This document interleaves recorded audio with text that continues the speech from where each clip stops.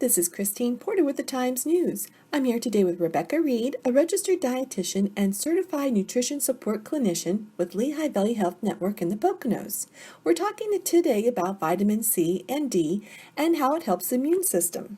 What are some foods that help to strengthen our immune system? So really, if you're just eating your fruits and vegetables, you're already doing a wonder for your body. We all think of citrus foods, but it's not just your citrus fruits. Bell peppers have a lot of vitamin C in it. So if you get different color peppers, that would be a good idea. You can do potatoes, Brussels sprouts, broccoli, even your kale and spinach has some vitamin C in there. So instead of just thinking, okay, I need to drink my orange juice or I need to eat my oranges, you can have tacos one night and saute some onions and peppers and make them different color peppers, and then have some salad on top of it to put like that leaf lettuce, and you're already getting more vitamin C than you normally would, and from something different than just your normal orange a day. Great, great. Can you get too much vitamin C? You really can't. Your body does a great job of keeping itself healthy in terms of preventing itself from overdosing on many things, unless, of course, you have some conditions like kidney failure and heart disease. For the most part, your body does a good job of cleansing anything out or taking out anything. So if you were to get too much vitamin C at one time, your body usually does urinate it out. There are, however, those conditions. Those are usually related to taking high dose vitamin C tablets, not from eating the food itself.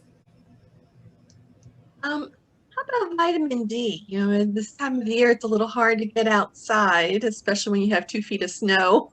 Yeah. So vitamin D, we always say get out in the sun. Unfortunately, you can't get vitamin D through a window, so you do have to be outside. And where we live, we actually don't get enough vitamin D just from the sunlight during our periods of sun time during like the summer. So taking a vitamin D supplement is always a good idea.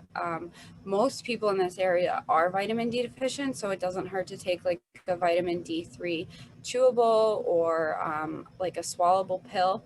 That's fine. It's really hard to overdose on vitamin D as well, just because our body does need a lot of it. You're not taking something gigantic. You're just taking something like a 1000 IUs or 500 IUs a day. And vitamin D does come from your dairy products. So incorporating dairy into your day, like a low-fat cheese stick, low-fat dairy, low-fat milk, those are all good ways of getting in your dairy products. And then when you pair it with calcium, you're adding another benefit to your body by getting in that calcium for your bones and your heart health as well. Good, good. Yeah, I wasn't quite sure. I'm like, okay, so I go for a walk today. Do I skip the D supplement? It sounds like it's okay. I could do both. Yeah, absolutely. And I always reference myself when people ask this question. A couple of years ago, I was taking a vitamin D and I got my lab levels checked. I think I was probably taking like around 250 or 500 IUs, and I got my lab level checked and I was still deficient. So that just shows you how much we don't get enough sun, even though we were in the sun. And when I got it checked, it was summertime. So it was, probably the most I was ever going to get of sun. So now I take it year round. And actually now with everything going on with COVID, they're saying vitamin D is something that could be very beneficial to us. So taking that vitamin D year round can only help us in this case. Definitely taking it with meal. Any of your vitamins and minerals you want to take it with a meal for better absorption as well. Thank you to everyone for joining us at home.